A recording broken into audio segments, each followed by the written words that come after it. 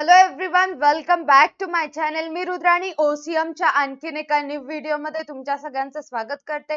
आजच्या व्हिडिओमध्ये आपण ग्राहकांप्रती असणारी जबाबदारी बघणार आहोत. आता ग्राहकांप्रती कसं काय म्हटलेलं आहे, बेसिक व्हिडिओ ज्यावेळेस आपलं बिग बुल बॅच मध्ये झालं होतं त्यावेळेस मी सांगितलं काही घटक महत्वाचे असतात, त्यापैकी ग्राहक हा घटक सुद्धा व्यवसायासाठी महत्वाचा असतो. का महत्वाचा असतो तर जे काही फायनल प्रोडक्ट असतं, पक्का माल असतं, ते बाजारपेठेत आल्यानंतर ग्राहकच असतात जे ती वस्तू खरेदी करतात. ती वस्तू खरेदी केल्यामुळे व्यवसायाला नफा मिळत असतो आणि व्यवसाय वाढत असतो, व्यवसायाचा विकास होत असतो. म्हणून कुठे ना कुठे ग्राहक हा घटक महत्वाचा असतो व्यवसायासाठी. याच्यासाठी व्यवसायाच्या सुद्धा काही जबाबदाऱ्या असतात ग्राहकांप्रती आणि त्या जबाबदाऱ्या व्यवसायाला पार पाडणं आवश्यक असतात. आता स्टेप बाय स्टेप कोणत्या जबाबदाऱ्या ते आपण आजच्या व्हिडिओमध्ये डिस्कस करणार आहोत. फर्स्ट ऑफ ऑल आता इथे चेक करा, ग्राहक हा बाजारपेठेचा राजा असतो आपल्याला माहिती आहे, परंतु प्रत्यक्षातला अनुभव वेगळा आहे. आता प्रत्यक्षातला अनुभव वेगळा आहे असं काम म्हटलेलं आहे. ग्राहक जरी बाजारपेठेचा राजा असला तरी ग्राहकांचा मिसयूज त्या ठिकाणी केला जातो. व्यावसायिक मनमानी करत असतात, पाहिजे ती किंमत ते सांगत असतात, ग्राहकांना त्या वस्तूची खरी प्राइस माहिती नसते म्हणून ग्राहक ती वस्तू खरेदी करत असतो. ठीक आहे, ग्राहकांचा अनुभव वेगळा असतो. ऍक्च्युअल मध्ये ग्राहक बाजारपेठेचा राजा नसतो. ठीक आहे, ग्राहकांशिवाय व्यवसाय काहीही करू शकत नाही. ग्राहकच असतात ज्यांच्यामुळे व्यवसायाचा विकास होत असतो.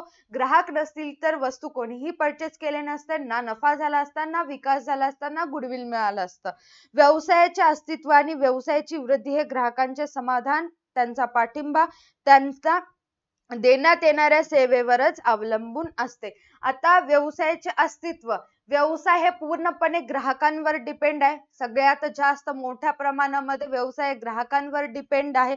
मग व्यवसायाची वाढ होण्यासाठी ग्राहकांचे समाधान होणं गरजेचं असतं. ग्राहकांचे समाधान कशामुळे होतं? व्यवसाय जे वस्तू बनवतो त्यामुळे ग्राहक सॅटिस्फाईड होत असतात, त्याचा उपभोग घेतल्यानंतर ग्राहकांना समाधान मिळतं आणि सतत ग्राहक त्याच कंपनीचा प्रोडक्ट परचेस करत असतात, म्हणजेच व्यवसायाला पाठिंबा देत असतात, व्यवसायाने दिलेल्या सेवेचा लाभ घेत असतात. व्यवसायाचं अस्तित्व जर टिकून राहायचं असेल तर ग्राहकांचा विचार करावा लागतो. व्यावसायिक संघटनेने ग्राहकांचा विश्वास संपादन केला पाहिजे, ट्रस्ट गेन केलं पाहिजे, ट्रस्ट निर्माण करता आलं पाहिजे. ग्राहकांच्या प्रती सकारात्मक दृष्टिकोन ठेवून आणि पुढील प्रकारच्या सामाजिक गरजांची पूर्तता करून हे शक्य आहे. आता हे ग्राहकांना समाधान मिळवून देणं, ग्राहकांचा विचार करणं हे कसं शक्य आहे तर काही जबाबदाऱ्या सांगितल्या, त्याद्वारे ग्राहक सॅटिस्फाईड होऊ शकतात, ग्राहकांची काळजी त्या ठिकाणी घेतली जाते. पहिला जो पॉइंट आहे, पहिली जबाबदारी उत्कृष्ट किंवा चांगल्या दर्जाचे उत्पादन. चेक करा काय सांगितले, व्यवसाय संस्थेने चांगल्या दर्जाच्या वस्तूंचे उत्पादन केले पाहिजे. ज्या वस्तूचं प्रोडक्शन आपण करतोय त्याची क्वालिटी चांगली असली पाहिजे. एखादा धागा बनवत असलो तर कापूस चांगल्या दर्जाचा पाहिजे, त्याच्यामध्ये किडे वगैरे झालेलं, अर्ध कापूस काळं पडलेलं, अशा पद्धतीचं कापूस असेल तर फायनल प्रोडक्ट असतं त्याच्यावर त्याचा परिणाम होत असतो, क्वालिटीवर परिणाम होत असतो. प्रत्येक संस्थेचा दर्जा नियंत्रण विभाग, क्वालिटी कंट्रोल डिपार्टमेंट असलाच पाहिजे. म्हणून प्रत्येक व्यवसाय संघटनेमध्ये क्वालिटी कंट्रोल डिपार्टमेंट असणं गरजेचं असतं. ते काय काम करत असतात तर आपण जी वस्तू बनवत आहोत त्या वस्तूची क्वालिटी त्या ठिकाणी चेक केली जाते, त्यानंतरच ती वस्तू बाजारपेठेमध्ये पाठवली जाते. त्यामुळे कमी प्रतीची, कमी दर्जाची उत्पादने नाकारली जातील. क्वालिटी कंट्रोल डिपार्टमेंट आणखीन एक काम करतं, ते चांगल्या पद्धतीने काम केल्यामध्ये वस्तूची क्वालिटी चेक करत असल्यामुळे कमी क्वालिटीचे जे प्रोडक्ट असतात ते साईडला काढून ठेवले जातात, म्हणजेच की त्या क्वालिटीचं प्रोडक्ट यूज केल्या जात नाही. दर्जा नियंत्रणासाठी आंतरराष्ट्रीय मानक संस्था, इंटरनॅशनल किंवा आंतरराष्ट्रीय मानक संस्था म्हणजेच इंटरनॅशनल स्टँडर्ड ऑर्गनायझेशन, ISO हा अगदी अलीकडचा कल आहे. आता कसं ठरवायचंय की एखाद्या वस्तूची क्वालिटी चांगली आहे, ग्राहकांना कसं समजेल की हे चांगल्या क्वालिटीचं प्रोडक्ट आहे, त्यासाठी ISO मार्क असणं त्या प्रोडक्ट वर गरजेचं असतं. ISO मार्क म्हणजेच काय, मागे मी तुम्हाला एक एक्झाम्पल सांगितले होते, हेल्मेट बद्दल बोलले होते. तुम्हाला जर हेल्मेट परचेस करायचं असेल तर त्याच्यावरती ISO मार्क असलं पाहिजे. ISO मार्क्स म्हणजेच काय, इंटरनॅशनल स्टँडर्ड ऑर्गनायझेशनचं मार्क्स. आता हेल्मेट जर परचेस करणार असाल तर त्याच्यावर ISI मार्क्स असेल तरच तुम्ही हेल्मेट परचेस करू शकता. का ISI मार्क असलं पाहिजे, का असे मार्क्स असलं पाहिजे, हॉलमार्क, ॲगमार्क का असलं पाहिजे, म्हणजेच की ते आपल्या वस्तूची क्वालिटी चांगली आहे असं दाखवून देतात. ठीक आहे. यामुळे ग्राहकांना चांगल्या उत्पादनाची खात्री पटत असते. ते मार्क असेल तरच तुम्ही कुठलीही प्रोडक्ट परचेस करू शकता. ठीक आहे. ते चेक केलेलं असतं, त्याची क्वालिटी चांगली दर्जाची असते. ठीक आहे. आणखीन हे उत्कृष्ट किंवा चांगल्या दर्जाचे उत्पादन, हे पण त्याचं एक्झाम्पल झालं की ISO मार्क्स वगैरे त्या ठिकाणी असलं पाहिजे. आणखीन एक एक्झाम्पल होऊ शकतं बघा, आता इथे या ठिकाणी आहे, हा ग्राहक आहे, इथे मिस झालं ग्राहक लिहिणं. ठीक आहे. हा आहे ग्राहक. ग्राहकाने एखाद्या व्यवसायिकडून बॉटल परचेस केलेली आहे. ती बॉटल घरी घेऊन गेला. घरात पाऊल टाकता क्षणी बॉटल हातातून निसटली आणि बॉटल फुटली. अशा वेळेस परत एकदा हा जो ग्राहक आहे त्याच व्यावसायिकाकडून, त्याच कंपनीमधून बॉटल परचेस करेल का? अजिबात करणार नाही. तिथंच समजलं की बॉटलची क्वालिटी एकदम बेकार आहे, खराब आहे, म्हणून तो परत तीच बॉटल कधीच परचेस करणार नाही. विश्वास निघून जातो, विश्वास तुटतो. ठीक आहे. सेकंड वन चेक करा, योग्य किंमत. सेकंड वन काय असेल? योग्य किंमत. बघा आता, वस्तूंना आवाजवी किंमत लावून ग्राहकांची फसवणूक करू नये. म्हणजे आवाजावी किंमत म्हणजेच काय एक्झॅक्टली? मोठ्या प्रमाणामध्ये वस्तूची किंमत सांगणे. काहीही फेकायची वस्तूची किंमत. एखादी पेन 7 रुपयाची असेल तर 15 रुपये, 10 रुपये त्या वस्तूची प्राइस सांगणे, त्याला आवाजावी किंमत असे म्हणतात. प्रत्येक वेळी ग्राहकांना फसविणे शक्य नसते. प्रत्येक वेळी ग्राहकांना फसवायचं असं शक्य नसते. योग्य किंमत आकारल्याने पहिल्यांदाच आलेल्या ग्राहकांचे कायमस्वरूपी ग्राहकांमध्ये रूपांतर करता येते. जर तुम्ही एखाद्या वस्तूची प्राइस योग्य ठरवत असाल, योग्य किंमत असेल तुमच्या त्या वस्तूची, तर ग्राहकांना त्या किमतीला ती वस्तू परचेस करणं परवडलं तर ते ग्राहक परत तीच वस्तू आपल्याकडनंच खरेदी करत असतो. एकनिष्ठ ग्राहक त्या ठिकाणी निर्माण होत असतो. आता वस्तूची प्राइस 3 गोष्टींवर ठरवली जाते. पहिला, त्या वस्तूची किंमत ठरवते वेळी खर्च बघितला जातो. वस्तू बनवण्यासाठी किती खर्च येतो, त्याच्यामध्ये लेबर कॉस्ट, कच्चा माल इत्यादी गोष्टींचा समावेश होतो. सेकंड बघितलं जातं बाजारभाव. बाजारभाव म्हणजेच काय? बाजारभाव म्हणजेच काय? स्पर्धात्मक बाजारपेठेमध्ये असलेली त्या वस्तूची किंमत. एक्झाम्पल घ्या, ही पेन आहे. ठीक आहे. ही पेन दिसायली बाजारपेठेमध्ये सगळ्याच विक्रेत्याकडे ही पेन असेल. हे पेनीची प्राइस बाजारपेठेमध्ये 5 रुपये असेल तर तुम्हालाही त्याच बाजारपेठेमध्ये या वस्तूची किंमत, या पेनची प्राइस 5 रुपये ठेवूनच विकावी लागेल. म्हणजेच बाजारभावानुसार सुद्धा कधी कधी वस्तू विकाव्या लागतील. जर सगळ्यांपेक्षा वेगळं करायला गेलं तर तुम्हाला नुकसान होईल. आणि ग्राहकांचा विचार करावा लागतो. ग्राहकांना या वस्तूची प्राइस परवडेल का याचा विचार करून सुद्धा त्या वस्तूची किंमत ठरवावी लागते. ठीक आहे. त्याच्यानंतर चेक करा, सर्व करांसहित जास्तीत जास्त किरकोळ विक्रीची किंमत, MRP. ठीक आहे. किरकोळ विक्रीची किंमत प्रत्येक मालाच्या संवेष्टनावर छापलीच पाहिजे. ज्या प्रोडक्ट वर MRP लिहिलेलं आहे, ऍक्च्युअल प्राइस त्या ठिकाणी असते, त्याच किमतीला ती वस्तू तुम्हाला परचेस करायची आहे. अदरवाईज जर तुम्हाला MRP पेक्षा जास्त प्राइस सांगत असतील तर ते तुमच्याकडून एक्स्ट्रा पैसे काढून घेतात. ती प्राइस तुम्हाला त्या किमतीला ती वस्तू खरेदी करायची नाहीये.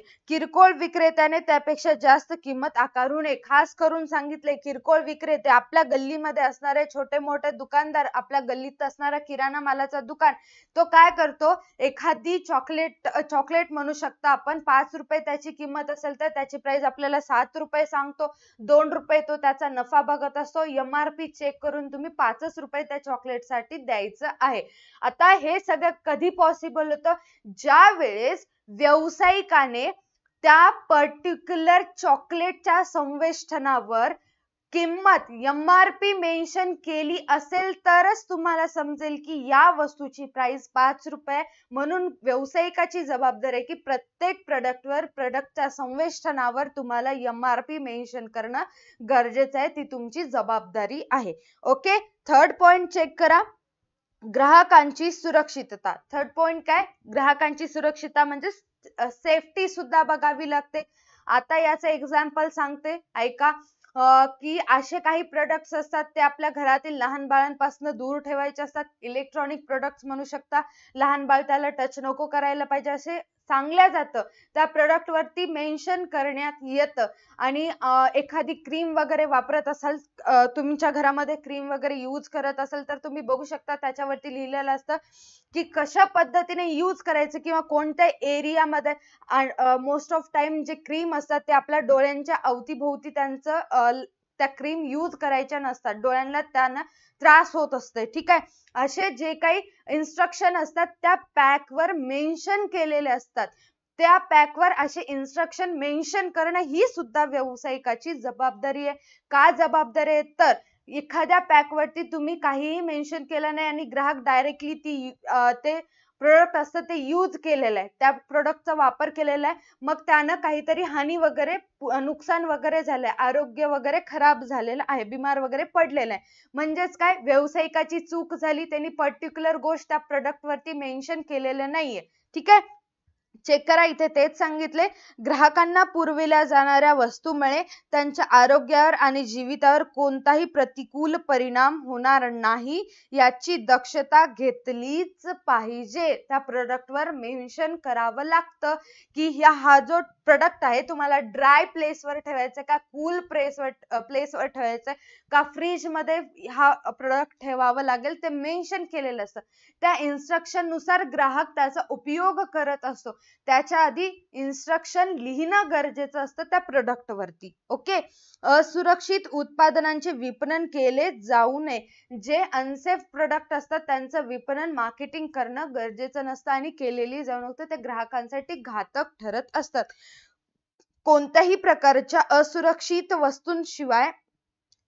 वस्तूंविषयी ग्राहकांना आगाऊ सूचना दिली पाहिजे. आता बघा एक्झॅक्टली या पॉइंट मध्ये काय सांगितले. इथे तुम्हाला काही प्रोडक्ट दिसत असतील. ठीक आहे, 7up तुम्हाला सगळ्यांना माहितीये. 7up तुम्हाला सगळ्यांना माहिती आहे. त्याच्यावरती अशा पद्धतीची वॉर्निंग दिलेली असते. ही वॉर्निंग हे तुम्हाला वाचावी लागते आणि मगच ही 7upचा यूज तुम्ही करू शकता. 7up घेऊ शकता. ओके, अशा प्रोडक्ट वर लिहिलेलं असतं, ॲलर्जी ऍडवाइस वगैरे लिहिलेलं असतं की तुम्हाला कोणापासून हे प्रोडक्ट लांब ठेवायचं किंवा या प्रोडक्टचा उपयोग कुठे करायचा, कसा करायचा, वॉर्निंग्स दिलेल्या असतात. वॉर्निंग लक्षात घेणं गरजेचं असतं. हे लॉरियलचं हेअर कलर वगैरे करण्यासाठी आहे. तर याच्यावरती सुद्धा आय थिंक तुम्हाला दिसणार नाही, बट तुम्ही चेक करू शकता गुगल वरती सर्च करून. वॉर्निंग्स या ठिकाणी दिलेले असतात. जे इन्स्ट्रक्शन असतात ते आपल्याला फॉलो करावे लागतात. बट आता याच्यामध्ये व्यावसायिकाची काय जबाबदारी आहे? तर अशा प्रोडक्ट्सवर अशा पद्धतीची वॉर्निंग देणं, इन्स्ट्रक्शन सांगणं हे व्यावसायिकाचं काम आहे. असं केल्याने ग्राहकांचं आरोग्य आणि जीवितहानी होणार नाही याची दक्षता ग्राहक घेतील. ओके, फोर्थ वन आहे जाहिरातीमधील प्रामाणिकपणा. फोर्थ वन काय आहे? जाहिरातीमधील प्रामाणिकपणा. चेक करा काय सांगितले. ग्राहकांना प्रत्यक्ष वस्तूमधील वास्तवपणा, गुणवैशिष्ट्ये, फायदे, दुष्परिणाम इत्यादी गोष्टी जाणून घ्यावयाच्या असतात. एखादा प्रोडक्ट जर परचेस करत असेल तर वस्तूमधील वास्तविकपणा, हे प्रोडक्ट मी खरं घेणार आहे, हे खरंच काम करेल का? हेअर कलर करायचं असेल तर एखादा प्रोडक्ट घेत असाल तर खरंच हेअर कलर होतात का? किती दिवसांपर्यंत होतील? याचे काय काय खासियत आहे? आपण सगळ्या गोष्टी विचार करूनच ते प्रोडक्ट परचेस करत असतो. जाहिरातीमुळे या माहितीचे प्रकटीकरण होते. आता ऍडव्हर्टाइजमेंट केल्यामुळे ती माहिती आपल्याला समजते. टीव्हीवर वेगवेगळ्या पद्धतीचे ऍडव्हर्टाइजमेंट आपण बघत असतो, त्याच्यामुळे आपल्याला समजत असते. त्यामुळे व्यवसाय संघटनेने दिशाभूल करणाऱ्या जाहिरातीबाबत दक्ष असलं पाहिजे. व्यवसायी संघटनाने ठीक आहे, व्यवसायाने अशा कोणत्याही जाहिराती काढू नये किंवा करू नये त्यामुळे ग्राहकांना नुकसान होईल. ग्राहक तुम्ही जी ऍडव्हर्टाइजमेंट करत आहात तीच ऍडव्हर्टाइजमेंट पाहून ती वस्तू परचेस करत असतात, म्हणून तुम्ही चुकूनही चुकीच्या जाहिराती, दिशाभूल करणाऱ्या जाहिराती करायचं नाही. ही व्यावसायिकाची एक जबाबदारी आहे. चुकीची, दिशाभूल करणारी, असभ्य जाहिराती टाळली पाहिजेत. ठीक आहे, फक्त प्रांजल, प्रामाणिक, चांगल्या, प्रांजल म्हणजेच काय, प्रामाणिक आणि चांगल्या जाहिरातीचे ग्राहक दीर्घकाळापर्यंत कौतुक करतात. अशा खूप साऱ्या ऍडव्हर्टाइजमेंट आहेत ज्या सत्यात खऱ्या आहेत. रियालिटी त्या ऍडव्हर्टाइजमेंट मध्ये दाखवली जाते आणि ती वस्तू ज्यावेळेस ग्राहक परचेस करत असतात आणि त्याचा उपभोग घेत असतात त्यावेळेस ते ग्राहक जे असतात दीर्घकाळापर्यंत त्या वस्तू त्याच व्यावसायिकाकडून, त्याच कंपनीचे घेत असतात. दीर्घकाळ ग्राहक टिकण्यास मदत होत असतो. आता इथे एक्झाम्पल बघू शकता तुम्ही. अशा बऱ्याच ठिकाणी लोकलला अशा ऍडव्हर्टाइजमेंट केले जातात की 30 दिवसांमध्ये पोट कमी होईल ना, विदाऊट कोणती एक्सरसाइज वगैरे काहीच नाही, औषध गोळ्या दिल्या जातात आणि त्याच्यावरनं तुमचं वजन कमी होईल असं सांगितलं जातं. हे फेक आहे. अशा जाहिराती व्यावसायिकाने करायला नाही पाहिजे. अशा जाहिराती केल्यामुळे काय होतं, ग्राहकांना विश्वास पडतो. ग्राहक या पैसे खर्च करून प्रोडक्ट परचेस करत असतात, बट त्याचा परिणाम दुसराच होत असतो. म्हणून व्यावसायिकाने अशा जाहिराती करणं टाळलं पाहिजे. आणि इकडे एक ऍडव्हर्टाइजमेंट आहे, स्पीक इंग्लिश 15 डेज, 15 दिवसांमध्ये इंग्लिश बोलायला शिकाल, असे काही कोर्स वगैरे असतात. आता रियालिटी आहे की 15 दिवसांमध्ये कोणीच इंग्लिश शिकू शकत नाही. ठीक आहे, त्याला इंग्लिश शिकायला खूप वेळ लागतो. जर इंग्लिश थोडी बहुत येत असेल त्यावेळेस शिकायला त्याला 15 दिवस पुरेसे, बट त्याला बेसिक गोष्टी माहिती नाहीत, त्याला 15 दिवसामध्ये इंग्लिश शिकणं अजिबात पॉसिबल नाही. म्हणून सुद्धा हे ऍडव्हर्टाइजमेंट फेक आहेत. याला आपल्याला बळी पडायचं नाही. व्यावसायिकाची काय जबाबदारी आहे, तर अशा प्रकारचे जे ऍडव्हर्टाइजमेंट असतात त्या ऍडव्हर्टाइजमेंट व्यावसायिक करायला नाही पाहिजे. हे ऍडव्हर्टाइजमेंट केल्यामुळे ग्राहकांची दिशाभूल होते. ग्राहक याच्यामध्ये पैसे इन्व्हेस्ट करत असतात आणि त्यांचे पैसे वाया जात असतात. ओके, समजलं? खूप इझी आहे. 5वं चेक करा काय सांगितले, विक्रेतर सेवा. विक्रेतर सेवा म्हणजेच विक्री नंतरची सेवा. आता काय असतं, एखाद्या इलेक्ट्रॉनिक वस्तू बद्दल बोलूया. इलेक्ट्रॉनिक वस्तू म्हणजेच टीव्ही एखाद्या शॉप मधून तुम्ही परचेस करून घेऊन गेला असाल तर 2 वर्षामध्ये ते टीव्ही खराब झाली असेल, 2 वर्षानंतर ती टीव्ही खराब झाली असेल, तुम्ही ती टीव्ही दुकानामध्ये घेऊन गेलात तर विक्रेतर सेवा व्यावसायिकाची जबाबदारी आहे की ते वॉरंटी कार्ड मेन्शन केलेलं असतं की आम्ही तुम्हाला 2 वर्षानंतर सुद्धा ती टीव्ही रिपेअर करून देतो, असं त्या वॉरंटी कार्डवर मेन्शन केलेलं असतं. म्हणून त्यानुसार वॉरंटी कार्डच्या विश्वासावरून ते रिपेअर करून देत असतात. याला विक्रियोत्तर सेवा असे म्हणत असतात. विक्रियोत्तर सेवेचे अनेक फायदे ते आपण अगोदरच्या व्हिडिओमध्ये बऱ्याचदा बघितलो आहोत. आता चेक करा, उत्पादकाकडून वस्तूची गुणवत्ता, टिकाऊपणा, दुरुस्ती इत्यादी बद्दल ग्राहकाला विशिष्ट कालावधीची जी हमी दिली जाते म्हणजेच वॉरंटी गॅरंटी दिली जाते, त्याबाबत संस्थेने विक्रेतर सेवा पुरविल्या पाहिजेत.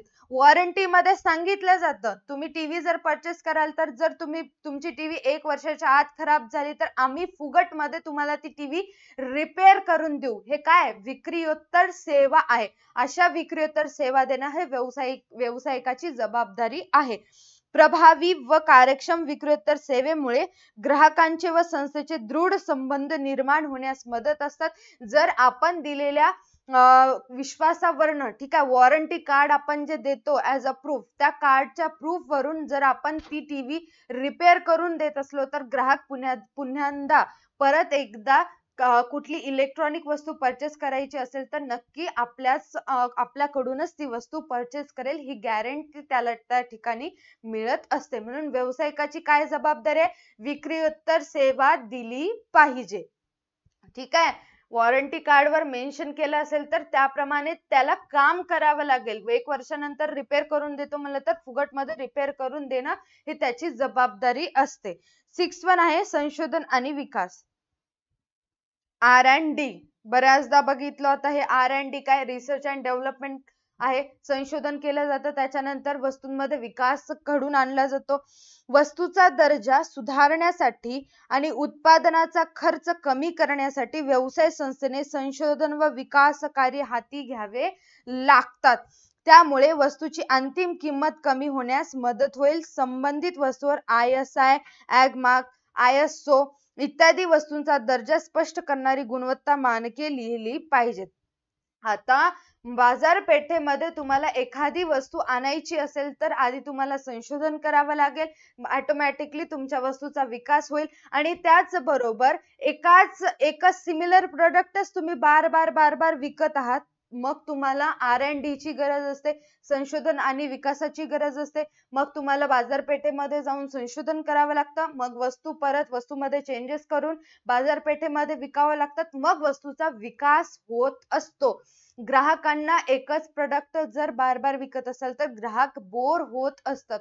म्हणून वस्तूमध्ये बदल करते वेळी रिसर्च करावं लागतं की आपण ज्या वस्तू बनवायचं ठरवलं खरंच ते प्रोडक्ट ग्राहकांना आवडेल का, हे रिसर्च आधी करावं लागतं. मगच ती वस्तू बाजारपेठेमध्ये आणावी लागते. मग ऑटोमॅटिकली वस्तूचा विकास होत असतो. इझी आहे रिसर्च अँड डेव्हलपमेंट. समजलं? खूप इझी आहे. 7वं आहे मालाचा नियमित पुरवठा. ठीक आहे, 7वं काय? मालाचा नियमित पुरवठा. जे सप्लाय आपण करत असतो तो नियमितपणे करता आलं पाहिजे किंवा नियमितपणे केलं पाहिजे. एक्झाम्पल बघा, एखादा ग्राहक आहे,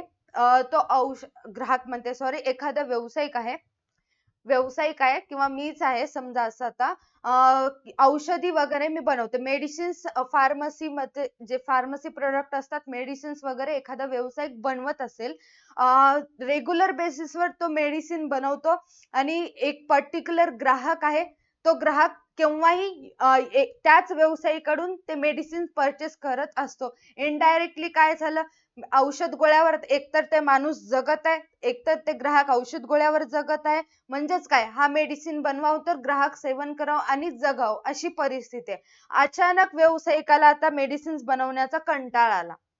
त्याला एक 8 ते 10 दिवसाचा ब्रेक पाहिजे होता. त्याने औषधी रेग्युलर बेसिसवर बनवलीच नाही. मग जो ग्राहक याच्यावरती डिपेंड आहे, या मेडिसिन वरती अवलंबून आहे, या मेडिसिन बनवणाऱ्या व्यावसायिकावरती अवलंबून आहे, त्याने असं केलं तर ग्राहकांचा ऑटोमॅटिकली त्या ठिकाणी जीव जाईल. ठीक आहे, म्हणून मालाचा नियमित पुरवठा करता आलं पाहिजे. जर तुम्ही मेडिसिन बनवत असाल तर त्या मेडिसिन वरती कितीतरी ग्राहक जगत असतात, म्हणून ते मेडिसिन रेग्युलर बेसिसवर तुम्हाला सप्लाय करावं लागेल. ही व्यवसायाची जबाबदारी आहे, ग्राहकांप्रती जबाबदारी आहे, कारण ग्राहक त्याच्यावरती डिपेंड असतात. ओके, काय सांगितलं इथे परत एकदा चेक करा. ग्राहकांना जेव्हा वस्तूंची गरज असेल तेव्हा वस्तूंचा पुरवठा नियमितपणे केला पाहिजे. ज्यावेळेस गरज असते त्यावेळेस कंटिन्युअसली रेग्युलर बेसिसवर तुम्हाला पुरवठा करता आलं पाहिजे. व्यवसाय संस्थेने साठेबाजी व काळ्या बाजाराद्वारे वस्तूंची कृत्रिम टंचाई निर्माण करता कामा नये. आता एक्झॅक्टली हे काय आहे ते समजून घ्या.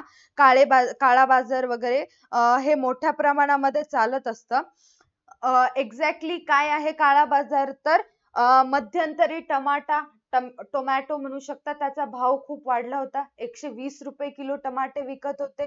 ठीक आहे, मोठ्या प्रमाणामध्ये पाऊस पडला म्हणून नुकसान झालं, म्हणून टमाट्याचे भाव ऑटोमॅटिकली वाढलेले आहेत. अशा वेळेस काही विक्रेत्यांनी काय केलेले, आणखीन त्या टमाट्याचे भाव वाढावं म्हणून त्यांनी टमाट्याचा जो साठा आहे स्वतः जवळ ठेवला आणि मार्केटमध्ये सांगितलं की आमच्या जवळ टमाटे नाहीयेत. ज्या वेळेस त्या वस्तूची प्राइस सगळ्या मार्केटमध्ये टमाटे येणं बंद झालं, त्यावेळेस हळूच आपण टमाटे बाहेर काढलो आणि अवाढव्य किमतीला टमाटे विकू लागलो. हे आहे मालाचा नियमित पुरवठा करण्यामध्ये काळा बाजार त्या ठिकाणी आपण केलो आहोत. कांदा म्हणू शकता, कांदे आपण सप्लाय करतच नाही मार्केटमध्ये आणि अख्ख्या मार्केटमध्ये कांदे कुणाकडेच नाही. हळूच आपला कांदा आपण बाहेर काढलो आणि महाग एक 100 रुपये किंवा 150 रुपये किलो कांदा आपण विकू लागलो. ठीक आहे. हे काय सगळं काळा बाजारच आहे. आतल्या आत वस्तूंचा साठा करून ठेवणं, बाजारपेठेमध्ये सांगणं माझ्याकडे वस्तू नाही, बाजारपेठेत कुणाकडे नसतं, मग आतल्या आत जास्त किमतीला पैसे घेऊन त्या वस्तू विकणं, हे सगळं येतं काळा बाजार मध्ये. ठीक आहे. म्हणून व्यावसायिकाला अशा ज्या काळा बाजार पद्धती आहे, साठेबाजी जे करत असतात ते टाळल्या पाहिजेत. नियमितपणे ग्राहकांना वस्तू त्या सप्लाय केले पाहिजे. नियमितपणे ग्राहकांना वस्तूंचा पुरवठा व्यावसायिकाला करावा लागतो. 8वा आहे तक्रारींची दाखल. ग्राहकांच्या तक्रारींची तात्काळ दखल घेतली पाहिजे. दाखल नाही, दखल आहे. तक्रारींची दखल, ग्राहकांच्या तक्रारींची तात्काळ दखल घेतली पाहिजे. आता एक्झॅक्टली तात्काळ दखल घेतली पाहिजे म्हणजेच काय, ज्या काही तक्रारी असतात ग्राहकांचे, वस्तूशी संबंधित असू दे, प्राईसशी संबंधित असू दे, कुठलीही संबंधित असू दे, त्या तक्रारींचं निवारण केलं पाहिजे. एखादी वस्तू विक्रेत्याने परचेस केलेली आहे, ग्राहकाने वस्तू परचेस केली आणि ती वस्तू झाली खराब. नंतर विक्रेता असं म्हणायला नाही पाहिजे की ही वस्तूचं माझं काही घेणं देणं नाही. ग्राहका ज्यावेळेस तक्रार करतो त्यावेळेस त्याला निवारण करावं लागेल, वस्तू रिपेअर करून देतो असं त्याला सांगावं लागेल. ठीक आहे. तात्काळ आणि ताबडतोब तक्रार निवारण करणारी यंत्रणा राबवली पाहिजे. जसं हेल्पलाईन द्वारे आपण आपल्या तक्रारी सांगू शकतो. Amazon वरती, मिंत्रा, फ्लिपकार्ट वरती जर तुम्ही एखादी वस्तू परचेस करत असाल, त्या ठिकाणी तुम्हाला हेल्पलाईन नंबर वरती जे काही तुमचे प्रॉब्लेम असतील, तक्रार असतील किंवा प्रोडक्ट आणखीन आमच्यापर्यंत डिलिव्हर नाही झालं, प्रोडक्टची मी कॅश ऑन डिलिव्हरी केलं होतं पण ते तुमच्यापर्यंत नाही पोहोचलं, अशा ज्या काही तक्रारी असतात ते आपण हेल्पलाईन द्वारे सॉल्व्ह करू शकतो. ग्राहकांच्या सूचनांचे स्वागत केले पाहिजे. सूचना म्हणजेच काय, ग्राहकांच्या तक्रारींचे स्वागत केले पाहिजे, त्यांच्या तक्रारींचे लवकरात लवकर निवारण केले पाहिजे. 9वा आहे प्रशिक्षण. 9व काय आहे, प्रशिक्षण. प्रशिक्षण म्हणजेच काय, एखादी वस्तू जर ग्राहक परचेस करत असेल तर ती वस्तू कशी वापरायची याच्याबद्दल प्रशिक्षण देणं, ट्रेनिंग देणं गरजेचं असतं. एखादी इलेक्ट्रॉनिक वस्तू तुम्ही परचेस करत असाल, वॉशिंग मशीन परचेस करत असाल, फर्स्ट टाइम कुणालाही माहिती नसतं कसं यूज करायचं वगैरे, त्या गोष्टी आपल्याला माहिती नसतात. म्हणून त्याच्यासोबत व्यावसायिकाने त्या प्रोडक्ट सोबत मॅन्युअल दिलेलं असतं, एक पुस्तक असतं. त्या पुस्तकामध्ये स्टेप बाय स्टेप सगळे स्टेप सांगितले असतात. ते स्टेप फॉलो करून आपण ती वॉशिंग मशीन कशी यूज करू शकतो हे शिकत असतो. ठीक आहे. प्रशिक्षण देत असतात त्या मॅन्युअलच्या माध्यमातून. ही सुद्धा एक व्यावसायिकाची जबाबदारी आहे. बघा, व्यवसाय संस्थेने त्यांच्या ग्राहकांसाठी मोफत किंवा माफक दरांमध्ये प्रशिक्षण आयोजित केले पाहिजे. जे बॉक्स असतात त्या बॉक्स मध्ये मॅन्युअल कंपल्सरी येत असतात. तुम्ही फॅन परचेस करा, फॅन रिमोटशी संबंधित मॅन्युअल येतो. रिमोट वरची जे बटन राहतात, हे बटन कशाचं आहे, हे बटन काय काम करते, इत्यादी गोष्टी त्या मॅन्युअल मध्ये सांगत असतात. म्हणजेच ते डायरेक्टली प्रशिक्षण देत असतात, ट्रेन करत असतात. हे व्यावसायिकाचं काम आहे, अशा प्रकारचे मॅन्युअल देणं आणि प्रशिक्षण घडवून आणणं हे गरजेचं असतं. 10वं पॉइंट चेक करा. आणि लास्ट पॉइंट आहे आपला हा, ग्राहकांची पिळवणूक, ग्राहकांचे शोषण टाळणे. ग्राहकांची पिळवणूक करणाऱ्या अन्यायकारी व्यापारी प्रथा व्यवसायाने टाळल्या पाहिजेत. साधं सिंपल आहे. ग्राहक संरक्षण मध्येच आपण बघितलं, ग्राहकांची फसवणूक व्यावसायिकाने करणं टाळलं पाहिजे. ग्राहकांचे हित लक्षात घेऊन त्यांनी मक्तेदारीयुक्त स्पर्धा सुद्धा टाळली पाहिजे. मक्तेदारीयुक्त स्पर्धा म्हणजेच काय, वस्तूची किंमत जास्त घेणं. एकच विक्रेता असतो, कितीही प्रमाणामध्ये वस्तूची किंमत आकारतो, म्हणून ग्राहकांना ती वस्तू परवडत नाही. म्हणून मक्तेदारी मोठ्या प्रमाणामध्ये केली जात असेल तर ती कमी करावी. ग्राहकांचा विचार केला पाहिजे, ग्राहकांचे हक्क, ग्राहकांचा हित लक्षात घेतला पाहिजे, ग्राहकांचं शोषण कमी केलं पाहिजे. ओके, आय होप तुम्हाला हे 10च्या 10 पॉइंट्स क्लिअर असतील. जर तुम्हाला या पॉइंट्स मध्ये डाऊट असेल तर नक्की कमेंट सेक्शन मध्ये कमेंट करू शकता. जर हा व्हिडिओ तुम्हाला आवडला असेल तर व्हिडिओला लाईक करायचं, चॅनलला सबस्क्राईब करायचंय. भेटूयात अशाच एका न्यू व्हिडिओ मध्ये. आजच्या व्हिडिओसाठी एवढंच. Tata bye bye, take care, stay connected.